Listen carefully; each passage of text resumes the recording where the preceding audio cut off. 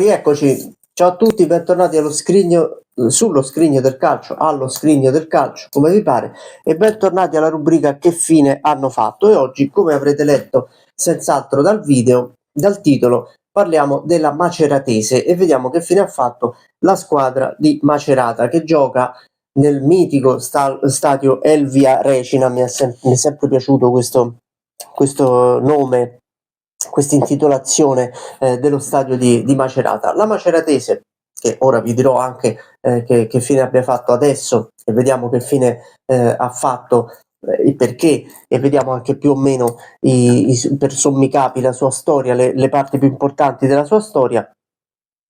Ha al suo attivo un campionato di Serie B nella stagione 40-41, in cui purtroppo non è riuscito a raggiungere la salvezza ed è quindi tornato in Serie C, tanta Serie C, un po' di Serie D, di campionato nazionale dilettanti o interregionale a seconda degli anni.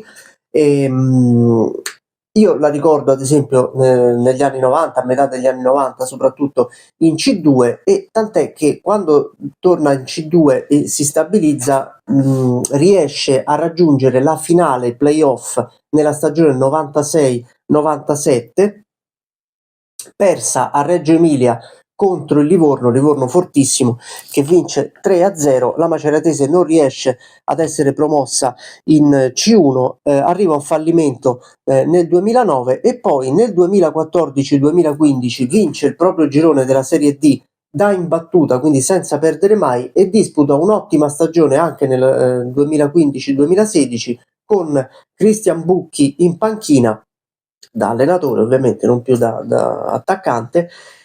Arriva terza dietro al Pisa e alla SPAL, disputa i playoff per la Serie B, ma perde ai quarti di finale proprio contro il Pisa, ed è quello l'ultimo grande acuto della Maceratese, che fallisce poi nel 2017 ripartendo dal campionato di promozione, venendo poi promossa in eccellenza, dove oggi si trova. La Maceratese oggi è in eccellenza, si sta giocando la promozione in Serie D, ritorno in Serie D. Quando io sto girando questo video siamo più o meno a metà febbraio del 2025 ed è prima in classifica la Maceratese nel proprio girone di eccellenza. Vediamo se riuscirà a essere promossa, a tornare quantomeno in Serie D. Io ricordo anche lo scudetto della Maceratese, bianco e rosso, che è anche quello che poi vedete nella copertina del video, e ricordo benissimo quella finale del 96-97, la finale playoff. Io andavo a vedere sempre o sul 90° minuto o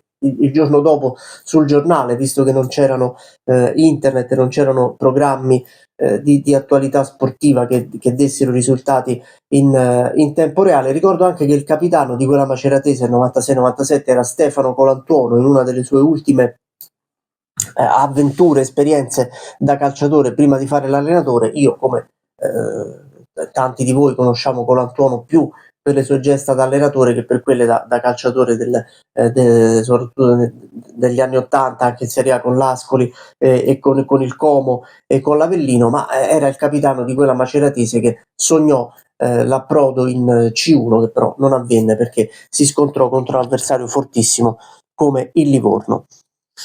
E vedremo quando faremo la seconda puntata di queste squadre che abbiamo analizzato, se la Maceratese sarà tornata quantomeno in Serie D o addirittura in Serie C. Per ora è in eccellenza. Seguite sui social, se vi va, la Maceratese 1922, così rimarremo tutti insieme aggiornati sull'andamento della squadra marchigiana. Seguite anche le nostre pagine social, Il Popolo del Calcio Anni 90, sia su Facebook che su Instagram, Il Popolo del Calcio e il blog, dove ci sono tanti approfondimenti, tante storie come queste, più dettagliate perché scritte, quindi con più tempo e più particolari da raccontare, approfondimenti sulle maglie, sul fantacalcio e sulla Serie A attuale. E la rubrica Che fine hanno fatto torna lunedì prossimo e vedremo quale altra squadra andremo ad analizzare. Mi raccomando, iscrivetevi qua sotto al canale, tanto è sempre gratis. Ciao!